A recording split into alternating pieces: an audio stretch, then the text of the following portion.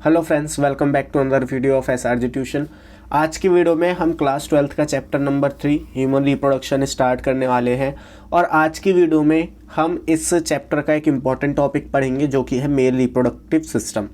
आज की वीडियो में हम जानेंगे कि मेल रिप्रोडक्टिव सिस्टम किन किन चीज़ों के मिलने से बनता है। साथ ही साथ हम टेस्टिस, एक्सेसरी डक्ट, एक्सटर्नल जेनिशिलिया, इन सब के बारे में भी स्टडी करेंगे कि ये सब होती क्या है। सो बिना टाइम वेस्ट करे आज की वीडियो को स्टार्ट करते हैं। और सबसे पहले स्टार्ट करते हैं एक सिंपल से टॉपिक से, टाइप ऑफ सेक्स ऑर्गन। यानी सबसे पहले हम बात करते हैं कि सेक्स ऑर्गन कितने तरीके के होते हैं। तो सेक्स ऑर्गन दो तरीके के होते हैं, प्राइमरी सेक्स ऑर्गन और सेकेंडरी सेक्स ऑर्गन। और इनका जो डिवीजन होता है प्राइमरी सेक्स ऑर्गन और सेकेंडरी सेक्स ऑर्गन, ये होता है on the basis of gametogenesis. किन सेक्स ऑर्गन में गैमेटोजेनेसिस हो रही है, इसके बेसिस पे हम सेक्स ऑर्गन्स को डिवाइड करते हैं प्राइमरी सेक्स ऑर्गन और सेकेंडरी सेक्स ऑर्गन में।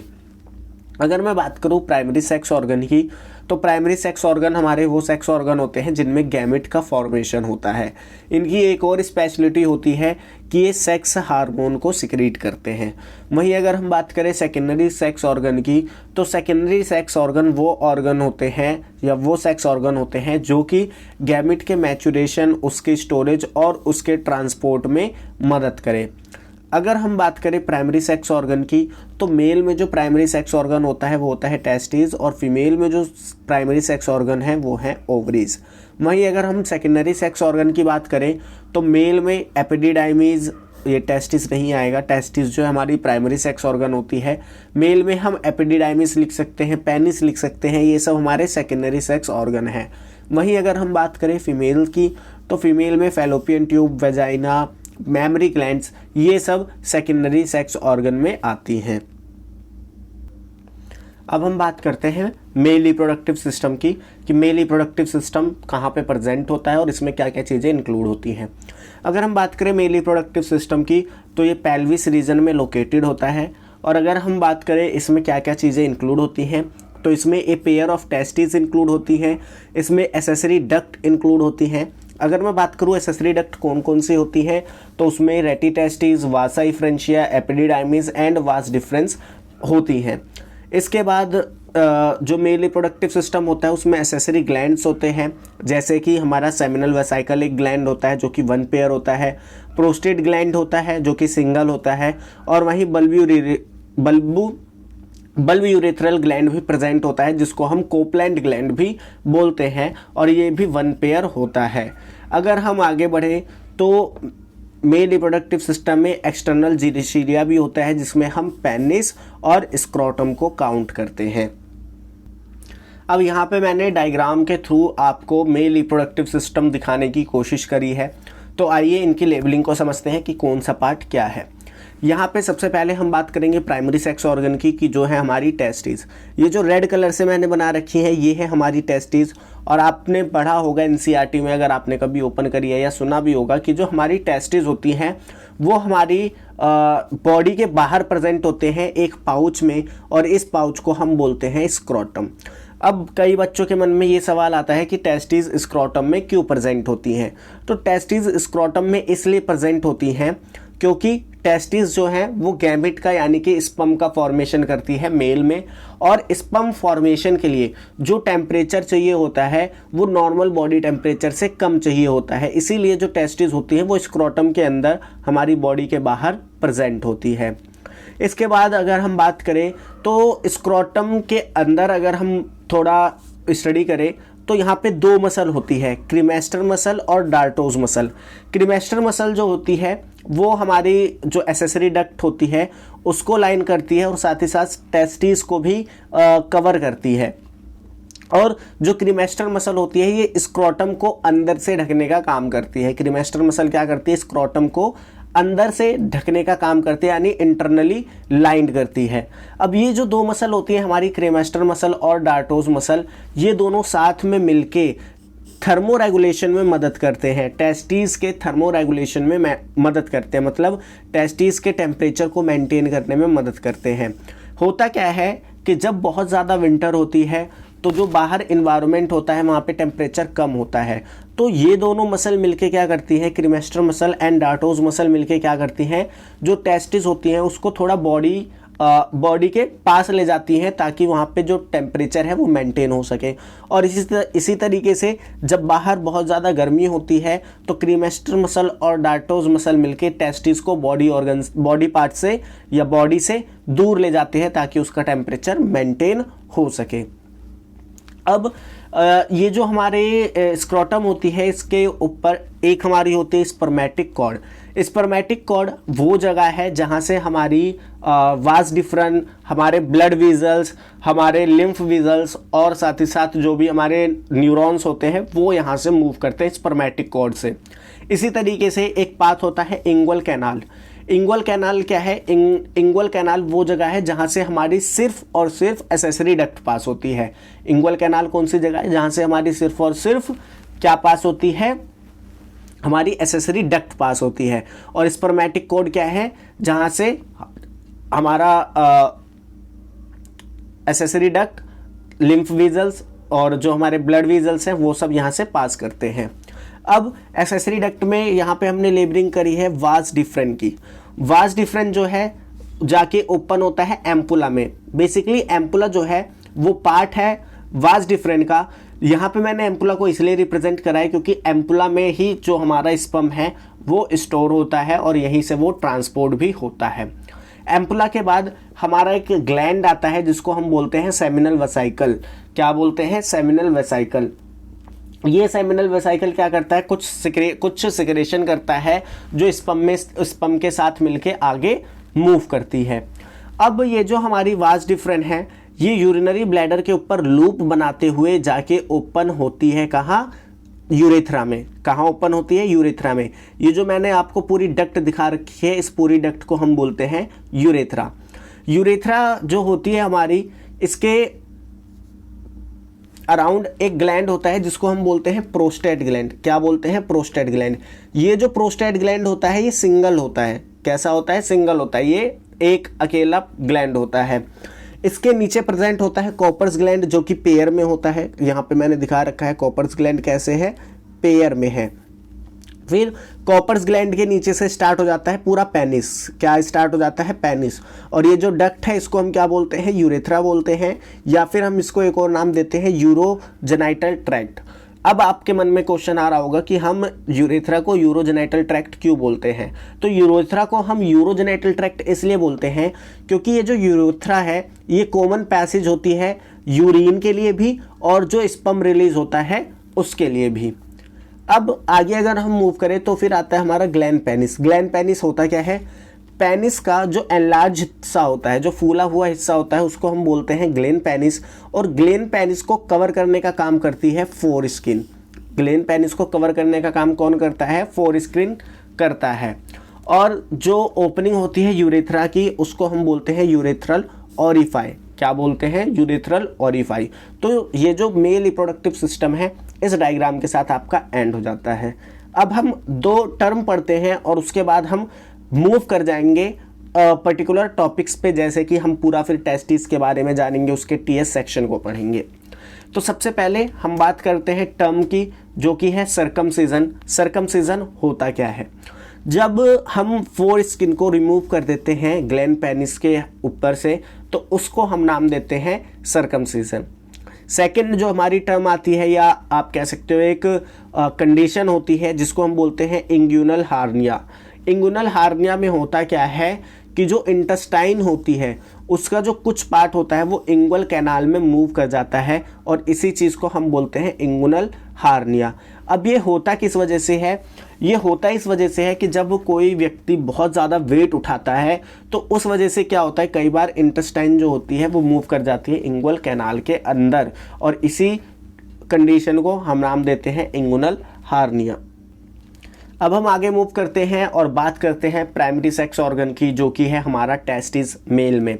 अगर हम टेस्टिस की बात करें तो इसकी सबसे पहले कुछ बेसिक बातें आपको पता होनी चाहिए, जैसे कि ये वन पेयर में प्रेजेंट होता है हमारी बॉडी में। ये प्राइमरी सेक्स ऑर्गन है मेल्स का। अगर हम इसके ओरिजिन की बात करें, यानी जब हम एम्ब्रियोनिक स्टेज में होते हैं तो ये किन सेल से बनता है, तो ये मीजोडर्मल सेल से बनता है। तो टेस्टिस जो होती है मीजोडर्मल ओरिजिन की होती है। अगर हम टेस्टिस के शेप की बात करें तो ये ओवल शेप होती है। इसकी लेंथ जो होती है 4 से 5 सेंटीमीटर की होती है, विड्थ 2 to 3 सेंटीमीटर होती है और जो वेट होता है टेस्टिस का वो 14 ग्राम के आसपास होता है। अब अगर हम बात करें पोजीशन की कि टेस्टिस की पोजीशन कहाँ है, ये कहाँ पे प्रेजेंट होती हैं, तो जितने भी मैमल्स हैं, mammals testis are situated outside the abdominal cavity within a pouch called scrotum. जितने भी मैमल्स हैं उन सब की जो टेस्टिस हैं वो एब्डोमिनल कैविटी के बाहर एक पाउच में प्रेजेंट होती है जिसको हम बोलते हैं स्क्रोटम। इसका रीज़न क्या है स्क्रोटम में प्रेजेंट होने का, मैं ये भी आपको बता चुका हूँ कि जो स्क्रोटम होता है वो टेस्टिस के लो टेम्परेचर को मेंटेन करने में मदद करता है, क्योंकि लो टेम्परेचर जो है मतलब हमारी बॉडी से थोड़ा कम टेम्परेचर जो है वो ज़रूरी होता है स्पर्म फॉर्मेशन के लिए। बट यहाँ पे एक एक्सेप्शन भी है, क्या, जो हमारे प्रोटोथेरियंस होते हैं, जो हमारे एलिफेंट होते हैं, जो हमारी वेल्स होती हैं, इनकी जो टेस्टिस है वो एब्डोमिनल कैविटी के बाहर प्रेजेंट नहीं होती हैं। ठीक है।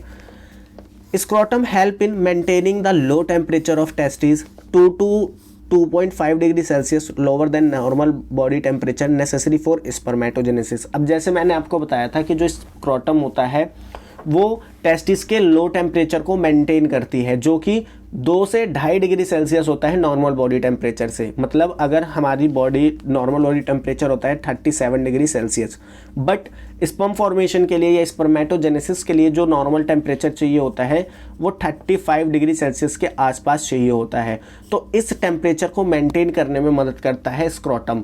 और किसकी मदद से हेल्प करता है? क्रीमेस्टर मसल और डार्टोज मसल की मदद से। Testis of male body are formed inside intra abdominal cavity. अब देखिए, अगर मैं एम्ब्रियोनिक स्टेज की बात करूं, जब हम सब अपनी माँ के पेट में होते हैं, तो उस टाइम पे होता क्या है कि जो टेस्टिस होती हैं, मेल बॉडी की जो टेस्टिस होती हैं वो बनती है इंट्रा एब्डोमिनल कैविटी में, यानी एब्डोमिनल कैविटी में एक तरीके से बनती है। But during 7th month of pregnancy, जब 7th मंथ चल रहा होता है प्रेगनेंसी का, तो जो टेस्टिस हैं वो माइग्रेट कर जाती हैं स्क्रोटम में अंडर द इन्फ्लुएंस ऑफ किनकी वजह से? टेस्टोस्टेरोन एंड एबीपी, यानी कि एंड्रोजन बाइंडिंग प्रोटीन और टेस्टोस्टेरोन के मिलने से जो टेस्टिस हैं वो मूव कर जाती हैं स्क्रोटम में। अब इससे रिलेटेड कुछ डिसऑर्डर हैं या कुछ टर्म्स हैं जो आपको पता होनी चाहिए। सबसे पहले हम टर्म बात करते हैं क्रिप्टोर्किडिज्म। क्रिप्टोर्किडिज्म में होता क्या है? Failure of testis to descend into scrotum. जब 7th मंथ ऑफ प्रेगनेंसी में टेस्टिस स्क्रोटम में मूव नहीं कर पाती हैं तो इस कंडीशन को हम बोलते हैं क्रिप्टोर्किडिज्म। अब एक और टर्म आती है ऑर्किडोपैक्सी। ऑर्किडोपैक्सी में होता क्या है कि ये जो क्रिप्टोर्किडिज्म कंडीशन होती है जिसमें टेस्टिस स्क्रोटम में मूव नहीं कर पाती हैं, तो इसी चीज़ को जब हम सर्जिकली करते हैं, सर्जिकल डिसेंडिंग ऑफ टेस्टिस, तो इसको हम नाम देते हैं ऑर्किडोपैक्सी। यानी कि टेस्टिस को स्क्रोटम में मूव कराना सर्जिकली क्या कहलाता है? ऑर्किडोपैक्सी कहलाता है। अब हम एक और टर्म बात करते हैं जो कि है कैस्ट्रेशन या फिर ऑर्किडोटॉमी। किसकी बात कर रहे हैं हम? कैस्ट्रेशन या फिर ऑर्किडेक्टोमी की। ऑर्किडेक्टोमी में होता क्या है कि जो टेस्टिस होती है इनको या तो रिमूव कर दिया जाता है या फिर इनको क्रश कर दिया जाता है। ऐसा करा किस लिए जाता है, हम इस चीज़ को समझते हैं। देखिए, ऑर्किडेक्टोमी या कैस्ट्रेशन करने का जो हमारा मेन मकसद होता है वो ये होता है कि किसी भी एनिमल को हम एग्रेसिव से नॉर्मल बना सकें। जैसे कि होता क्या है कि जो टेस्टिस होती हैं वो रिलीज़ करती हैं testosterone hormone. Testosterone hormone increase होने से क्या होता है, जो ह्यूमन बॉडी होती है या जो भी एनिमल है उसके अंदर एक एग्रेसिवनेस आ जाती है। एग्रेसिवनेस मतलब वो बहुत जल्दी गुस्सा हो जाता है एक तरीके से। ठीक है, तो इस चीज़ को कम करने के लिए हम क्या करते हैं, टेस्टिस को या तो क्रश कर देते हैं या फिर रिमूव कर देते हैं। और इसी का एक एग्जाम्पल है बुल। बुल में जब हम कैस्ट्रेशन या फिर ऑर्किडेक्टोमी करते हैं तो बुल को हम एक दूसरे नाम से बुलाते हैं जिसको हम बोलते हैं बुलॉक। ये मैंने आपको इसलिए बताया क्योंकि ये कई बार अदर स्टेट लेवल एग्जाम में पूछा जा चुका है, तो ये यहाँ पे मैंने आपको बता दिया है। अब हम आगे बढ़ते हैं और बात करते हैं TS of testis from seminiferous tubule. अगर हम सेमनीफेरस ट्यूब्यूल से टेस्टिस का ट्रांसवर्स सेक्शन निकाले तो वो किस तरीके से हम रिप्रेजेंट करेंगे, और ये कई बार बोर्ड एग्जामिनेशन में पूछता है, तो उसको हम समझते हैं। तो मान लीजिए ये एक टेस्टिस का पार्ट है, ठीक है। इसके अंदर ये जो ब्लैक पेन से मैंने सर्कल बना रखा है, ये हमारा क्या है, सेमनीफेरस ट्यूब्यूल है। अगर मैं बात करूँ सेमनीफेरस ट्यूब्यूल की, तो सेमनीफेरस ट्यूब्यूल के अंदर दो तरीके की सेल्स होती हैं।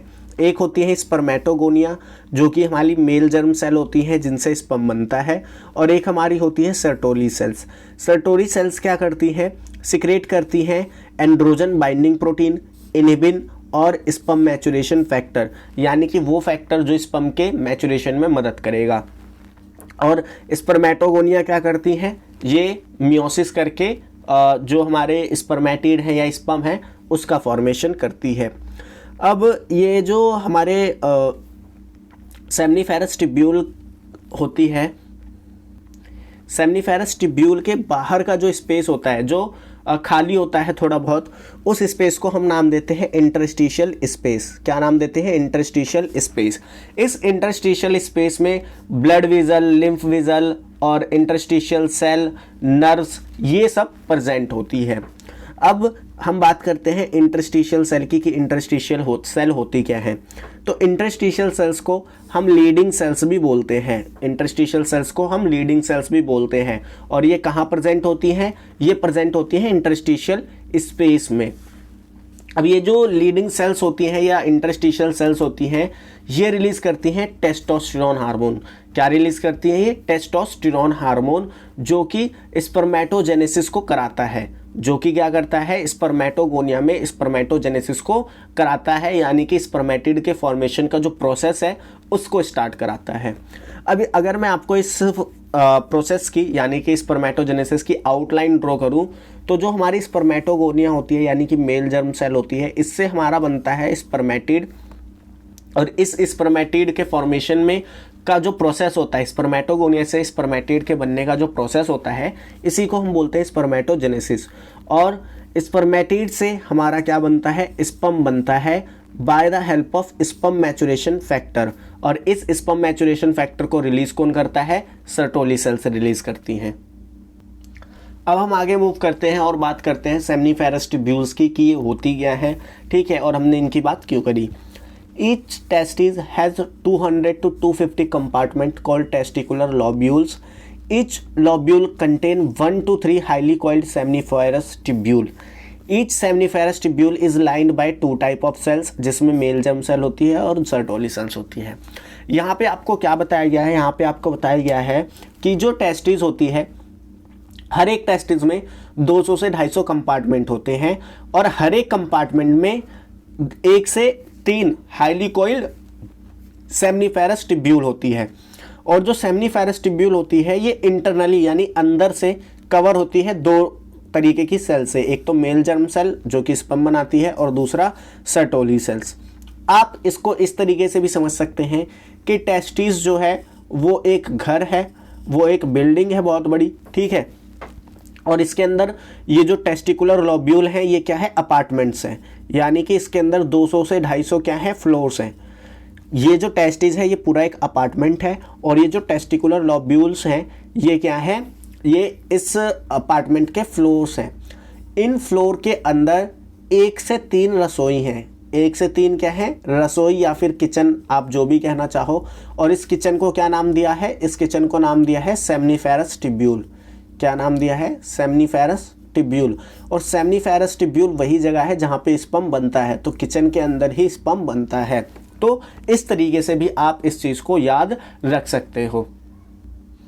अब हम बात करते हैं सेमनीफेरस ट्यूब्यूल के फंक्शन की। Provide structural support, nutrition and protection to developing sperm. जो भी स्पर्म डेवलप हो रहे हैं उन स्पर्म को एक तो सपोर्ट देने का काम करती है, न्यूट्रिशन प्रोवाइड करने का काम करती है, और ये जो न्यूट्रिशन प्रोवाइड करने का काम है ये होता है सर्टोली सेल्स की मदद से। साथ ही साथ ये प्रोटेक्शन भी प्रोवाइड करती है डेवलपिंग स्पर्म को। सेकंड इसका फंक्शन क्या है, ये ब्लड और स्पर्म के बीच में बैरियर का काम करती है, क्योंकि देखो स्पर्म को न्यूट्रिशन के लिए ब्लड के कांटेक्ट में आना पड़ेगा तो वहाँ पे मिक्सिंग हो सकती है, तो उसके लिए बैरियर का काम करती है हमारी seminiferous tubule. Phagocyte dead and immature sperm. अब जो हमारे सेमनीफेरस ट्यूब्यूल है ये क्या करती है, जो भी डेड या फिर जो भी इमेच्योर स्पर्म है उनको खा जाती है, यानी फेजोसाइट कर देती है या तो किल कर देती है। साथ ही साथ जो सेमनीफेरस ट्यूब्यूल है ये सिक्रेट करती है एंड्रोजन बाइंडिंग प्रोटीन, इनहिबिन और स्पर्म मैचुरेशन फैक्टर को, और स्पर्म मैचुरेशन फैक्टर जो है रिस्पॉन्सिबल होता है स्पर्मेटिड से स्पर्म के फॉर्मेशन में। अब देखिए यहाँ पे हमारा जो टेस्टिस वाला पार्ट है वो ख़त्म होता है, और अब यहाँ से हम स्टार्ट करते हैं एसेसरी डक्ट्स के बारे में पढ़ना। तो एसेसरी डक्ट में सबसे पहले रेटी टेस्टिस और वासा इंफ्रेंशिया आती है। उसका कुछ इंपॉर्टेंट रोल नहीं है तो उसको हमने छोड़ दिया है। तो हम सबसे पहले स्टार्ट करते हैं एपिडिडाइमिस से कि एपिडिडाइमिस है क्या। एपिडिडाइमिस हाईली कॉइल्ड हमारी एसेसरी डक्ट होती है जो कि बनती है 10 और 12 वासा इंफ्रेंशिया के मिलने से। 10 और 12 इंफ्रेंशिया वासा इंफ्रेंशिया जब आपस में मिलती है तो एपिडिडाइमिस बनती है, और ये जो एपिडिडाइमिस होती है ये जाके ओपन होती है वास डिफरेंट में। ये कहाँ जाके ओपन होती है? वास डिफरेंट में। अब आप बोलोगे कि एपिडिडाइमिस का फंक्शन क्या होता है, तो जो एपिडिडाइमिस होती है ये जो भी हमारे स्पर्म होते हैं उसको स्टोर करती है और उसको फंक्शनल मैचुरेशन में मदद करती है। फंक्शनल मैचुरेशन मतलब उसके फंक्शन को अडेप्ट करने में मदद करती है। साथ ही साथ जो डेड स्पर्म होते हैं उनको ये फेजोसाइट करती है। इसके बाद जो एपिडिडाइमिस होती है वो ओपन करती है वास डिफरेंट में, जैसे मैंने आपको बताया था। तो अगर मैं बात करूं वास डिफरेंट की तो इसकी जो लेंथ होती है वो 40 सेंटीमीटर होती है, और ये अराइज होती है फ्रॉम कॉर्डा एपिडिडाइमिस। अब ये कॉर्डा एपिडिडाइमिस क्या है? तो देखिए जो एपिडिडाइमिस होती है उसको हम 3 से 4 पार्ट में डिवाइड करते हैं। तो वास एपिडिडाइमिस को हम 3 पार्ट में डिवाइड करते हैं। कौन कौन से होते हैं वो पार्ट? एक होता है कैप्यूट, एक होता है कॉर्पस और एक होता है कोडा। कोडा जो होता है वो एकदम टर्मिनल एंड होता है एपिडिडाइमिस का, और उसी कोडा एपिडाइमिस से वास डिफरेंट जो है अराइज होती है। अगर हम बात करें वास डिफरेंट के फंक्शन की तो ये स्टोरेज और ट्रांसपोर्ट करती है स्पर्म का। अब मैंने आपको बताया था कि वास डिफरेंट जाके ओपन होती है कहाँ? यूरेथ्रा में। तो अगर मैं बात करूँ यूरेथ्रा की तो यूरेथ्रा की जो लेंथ होती है वो मेल में 20 सेंटीमीटर होती है और फीमेल में 4 सेंटीमीटर होती है। अब फीमेल में होता क्या है कि यूरेथ्रा की लेंथ बहुत छोटी है, इसकी वजह से होता क्या है फीमेल में यूरिनरी ट्रैक्ट इन्फेक्शन ज़्यादा कॉमन होता है, और इसका रीज़न क्या है? Due to short length of urethra. Urethra की लेंथ बहुत कम होने की वजह से फीमेल में जो यूरिनरी ट्रैक्ट इन्फेक्शन है वो ज़्यादा कॉमन होता है। अब यहाँ पे हमारा एसेसरी डक्ट का पार्ट खत्म होता है और हम मूव कर जाते हैं एक्सटर्नल जेनिशिलिया पे।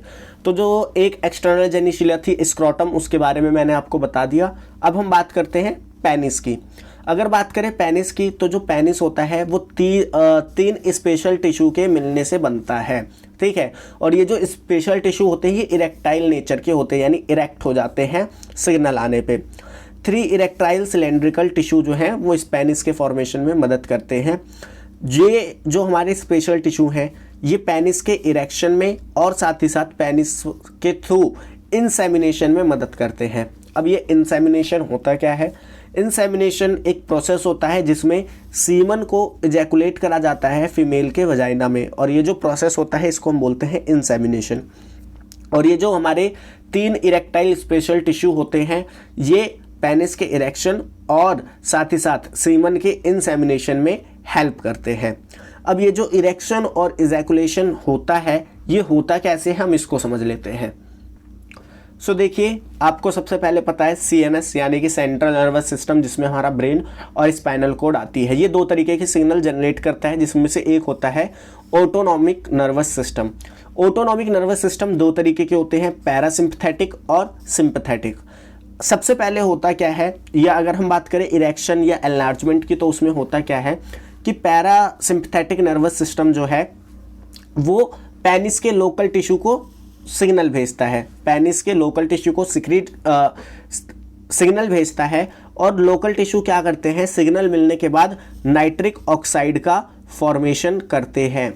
अब ये जो नाइट्रिक ऑक्साइड होता है ये नेचर में अगर हम बात करें तो वैसोडाइलेटर होता है। क्या होता है? वैसोडाइलेटर होता है, यानी ये क्या करता है ब्लड वेसल्स को डायलेट कर देता है। डायलेट मतलब उनका फैलाव कर देता है, जिसकी वजह से जो ब्लड फ्लो है वो इंक्रीज हो जाता है, और ब्लड फ्लो इंक्रीज होने की वजह से जो स्मूथ मसल्स है पेनिस की वो रिलैक्स कर जाती हैं, और स्मूथ मसल्स के रिलैक्स करने की वजह से पेनिस का इरेक्शन या फिर एनलार्जमेंट होता है। इसी तरीके से अगर हम बात करें सीमन के इजैकुलेशन की कि इजैकुलेशन कैसे होता है, तो इसमें sympathetic nervous system signal send करता है और क्या करता है, जो स्मूथ मसल्स होती है एपिडिडाइमिस और वास डिफरेंट की, क्योंकि वहीं पे हमारा स्पर्म स्टोर होता है, तो सिंपैथेटिक नर्वस सिस्टम क्या करता है, एपिडिडाइमिस और वास डिफरेंट की जो स्मूथ मसल्स होती हैं वहाँ पे सिग्नल भेजता है, जिसकी वजह से उनमें कॉन्ट्रैक्शन होती है और कॉन्ट्रैक्शन होने की वजह से सीमन का इजैकुलेशन होता है। सो आई होप आज की वीडियो में हमने जो मेल रिप्रोडक्टिव सिस्टम की बात करी वो आपको समझ में आया होगा। मैंने मेल रिप्रोडक्टिव सिस्टम में अभी एक टॉपिक छोड़ दिया है जिसका नाम है एसेसरी ग्लैंड्स। एसेसरी ग्लैंड्स को हम नेक्स्ट वीडियो में स्टडी करेंगे और वहाँ पे हम साथ ही साथ सीमन के बारे में पढ़ेंगे और स्पर्म के पाथवे के बारे में भी पढ़ेंगे। तो मिलते हैं नेक्स्ट वीडियो में, तब तक के लिए थैंक्स फॉर वॉचिंग।